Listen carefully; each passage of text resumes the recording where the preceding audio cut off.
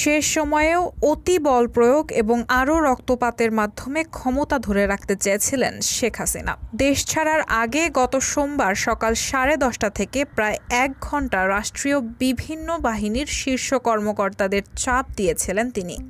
তবে পরিস্থিতি যে একেবারেই নিয়ন্ত্রণের বাইরে সেটা তিনি কিছুতেই মানতে চাচ্ছিলেন না।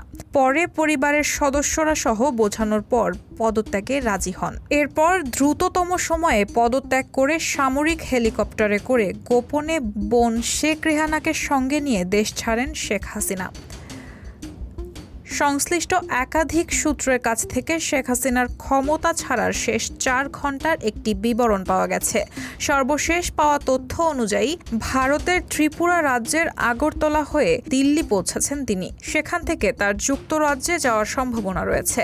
দলীয় অস্ত্রধারী কর্মীদের নামিয়ে গত রোববার দিনভর সারা দেশে ব্যাপক সংঘাত ও প্রাণহানি ঘটানোর পরও ছাত্র জনতার আন্দোলন সামাল দিতে পারেননি শেখ হাসিনা।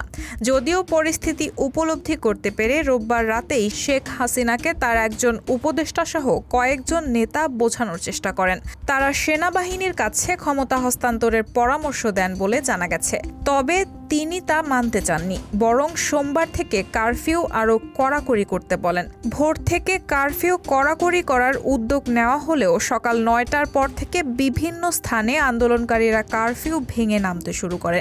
10টা নাগাদ ঢাকার বিভিন্ন স্থানে ছাত্র জনতার জমায়েত বড় হতে থাকে। বিভিন্ন বাহিনীর উচ্চ পর্যায়ের একাধিক সূত্র বলেছে, সকাল 10:30টার দিকে 3 বাহিনীর প্রধান ও পুলিশের মহাপরিদর্শককে প্রধানমন্ত্রীর বাসভবন গণভবনে ডাকা হয়। নিরাপত্তা বাহিনী কেন পরিস্থিতি সামাল দিতে পারছে না সেটার জন্য ক্ষোভ প্রকাশ করেন শেখ হাসিনা। আন্দোলনকারীরা আইন শৃঙ্খলা রক্ষাকারী বাহিনীর সাজোয়া যানে উঠে লাল রং দিয়ে দিচ্ছেন, সামরিক যানে পর্যন্ত উঠে পড়ছেন।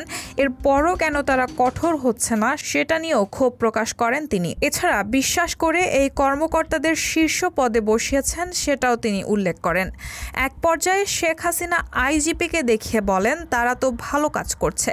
তখন আইজিপি জানান, পরিস্থিতি যে পর্যায়ে গেছে তাতে পুলিশের পক্ষেও আর বেশি সময় এই রকম কঠোর অবস্থান ধরে রাখা সম্ভব নয়। ওই সময় শীর্ষ কর্মকর্তাদের পক্ষ থেকে বোঝানোর চেষ্টা করা হয় বল প্রয়োগ করে এই পরিস্থিতি সামাল দেয়া যাবে না, কিন্তু শেখ হাসিনা সেটা মানতে চাচ্ছিলেন না। তখন কর্মকর্তারা শেখ রেহানার সঙ্গে আরেক কক্ষে আলোচনা করেন।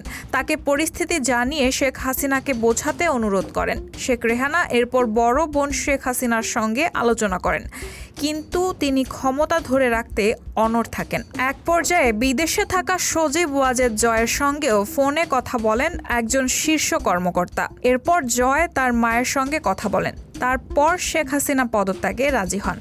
তিনি তখন একটা ভাষণ রেকর্ড করতে চান জাতির উদ্দেশ্যে প্রচার করার জন্য। ততক্ষণে গোয়েন্দা তথ্য আসে যে বিপুল সংখ্যক ছাত্র জনতা শাহবাগ ও উত্তরা থেকে গণভবন অভিমুখে রওনা হয়েছে। দূরত্ব বিবেচনায় 45 মিনিটের মধ্যেই শাহবাগ থেকে গণভবনে আন্দোলনকারীরা চলে আসতে পারে বলে অনুমান করা হয়। ভাষণ রেকর্ড করতে দিলে গণভবন থেকে বের হওয়ার সময় নাও পাওয়া যেতে পারে। এই বিবেচনায় শেখ হাসিনাকে ভাষণ রেকর্ডের সময় না দিয়ে 45 মিনিট সময় বেঁধে দেওয়া হয়। এরপর ছোট বোন রেহানাকে নিয়ে তেজগাঁওয়ের পুরনো বিমানবন্দরের হেলিপ্যাডে আসেন শেখ হাসিনা।